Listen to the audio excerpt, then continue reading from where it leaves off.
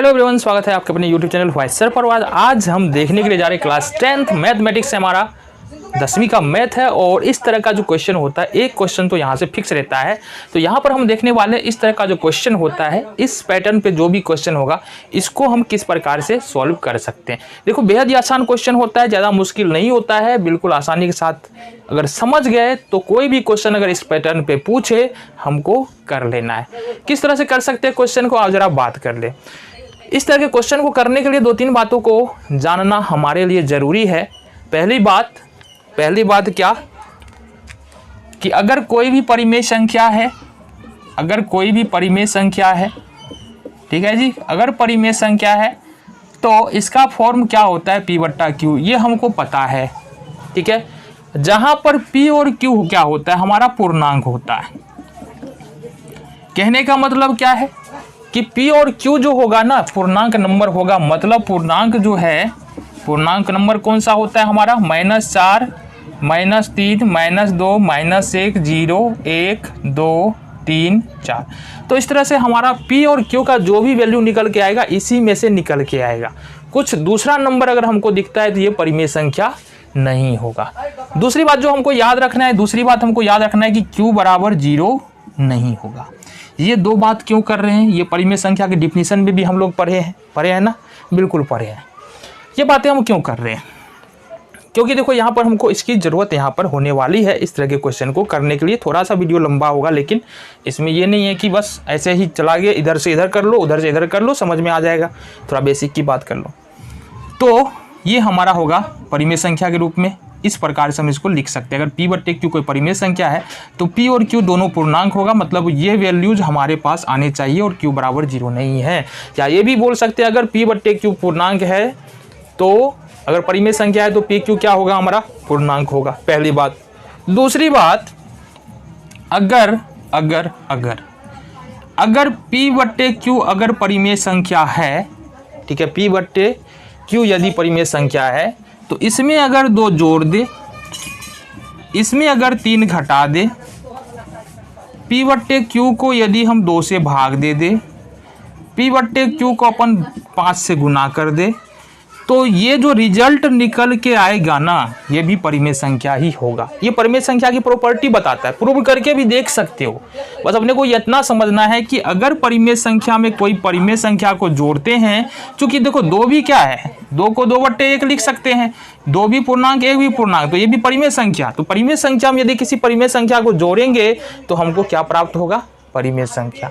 कहने का मतलब क्या है, देखो P/Q, P एक बता दे रहे हैं, P/Q/2 ऐसा कर रहे हैं। इसका मतलब क्या होगा, एलसीएम एक P+2Q। तो अगर P/Q परिमेय संख्या है तो P+2Q/Q भी क्या होगा, परिमेय संख्या, क्योंकि जो जोड़े हैं वो भी क्या है, परिमेय संख्या। इसी तरह से ये भाग पर भी रूल लागू होता है, गुना पर भी रूल लागू होता है, और घटाव में यानी कि माइनस वाले पे रूल हमको लागू होता है। दो बातें समझ में आ गई, परिमेय संख्या क्या होता है, और परिमेय संख्या को जोड़ेंगे, घटाएंगे, गुना करेंगे किसी भी परिमेय संख्या तो हमको परिमेय संख्या प्राप्त होगा। अब हमको इस तरह के क्वेश्चन को करने के लिए करना क्या करना पड़ेगा, आ जाओ जरा बात कर ले जरा। इस तरह के क्वेश्चन को करने के लिए हमको क्या करना पड़ेगा, आ जाओ जरा। बहुत आसान है। देखो, इस तरह के क्वेश्चन को हम लोग कंट्राडिक्शन मेथड से करते हैं, और कंट्राडिक्शन का विरोधाभास विधि, अब हिंदी इसका सही पता नहीं है, विरोधाभास ही होगा। विरोधाभास विधि से करते हैं। मतलब हमको साबित क्या करना है, साबित करना है। अगर हम पहला क्वेश्चन देखिए, साबित करना है कि 3 + √5 एक परिमेय संख्या है। क्या है, एक अपरिमेय संख्या है, ऐसा साबित करना है। ऐसा हमको साबित करना है। 3 + √2 एक परिमेय संख्या है, ठीक है। अगर हमको साबित करना है कि अपरिमेय संख्या है तो हम यहाँ पर विरोधाभास विधि में क्या करते हैं, इसका उल्टा मान लेते हैं। पहले बात, जितना भी क्वेश्चन करना है ना सब में, तो क्या करेंगे, इसका उल्टा मान लेंगे। उल्टा मानने का मतलब है, मान लेते हैं, माना कि 3 + √5 एक परिमेय संख्या है, एक परिमेय संख्या, बिल्कुल से मान लिए। आगे क्या सर जी, आगे क्या, इतना तो मान लिए, इतना समझ में आया कि नहीं? मान लिए, कुछ नहीं किए, मान लिए परिमेय संख्या है, हमको नहीं दिख रहा है भाई ये परिमेय है कि नहीं, हम अनजान है इस बात से, क्योंकि क्वेश्चन में बोल रहा है कि अनजान है, हम अनजान बन गए इस बात से कि ये परिमेय है कि नहीं, हमको नहीं पता है भाई, हमको साबित करना है कि परिमेय बता दो। तो यहाँ पर 3 + √2 क्या है? एक परिमेय संख्या है। अगर ये परिमेय संख्या है तो हमने क्या क्या, परिमेय संख्या का रूप क्या होता है? P/Q के रूप में लिख सकते हैं इसको। तो कहने का मतलब है इसलिए 3 + √5 बट्टे हम लिख सकते हैं, इसको हम लिख सकते हैं P/Q के फॉर्म में, जहां पर P और Q का मान जो है क्या होगा? पूर्णांक होगा, और Q does not equal to 0, Q 0 नहीं होगा। ये बात हमको पता है, ठीक है, परिमेय संख्या के परिभाषा से। बिल्कुल सही सर जी। अब देखो यहाँ से बिल्कुल आसान साबित हो गया जी। देखो यहाँ से इस 3 को अगर इधर ले जाए, सर जी 3 को इधर क्यों कर रहे हो? अब यहाँ से समझ लो बात। ये क्वेश्चन देखो यहाँ पर है क्या, किसी एक पार्ट में हमारा रूट वाला संख्या है कि नहीं है? हाँ या ना? हाँ या ना? रूट वाला संख्या है ना, हर पार्ट में अपना एक रूट वाला संख्या है, दिख जाएगा, है ना।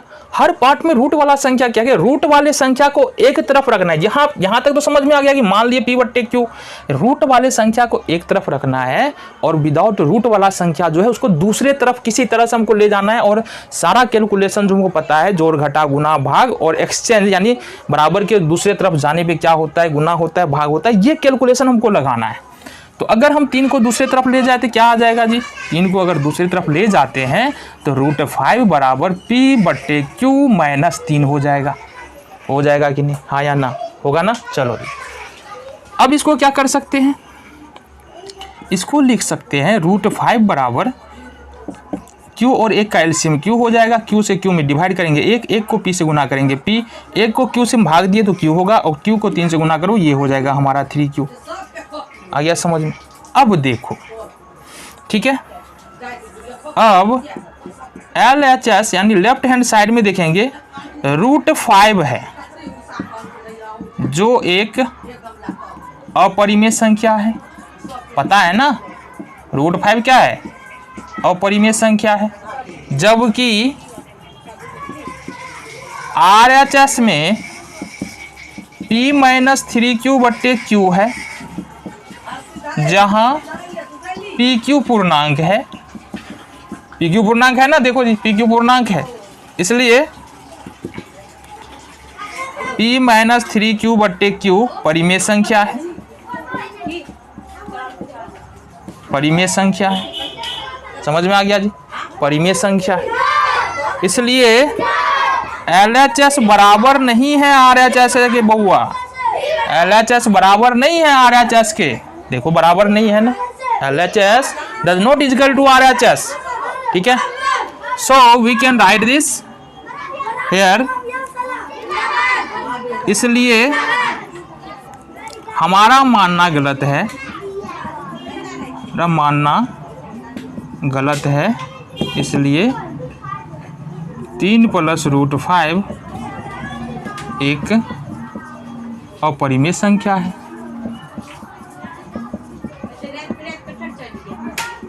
ये हो गया हमारा साबित, ठीक है जी, ठीक है। चलो बहुत बढ़िया, दूसरे क्वेश्चन को देखो, आ जाओ।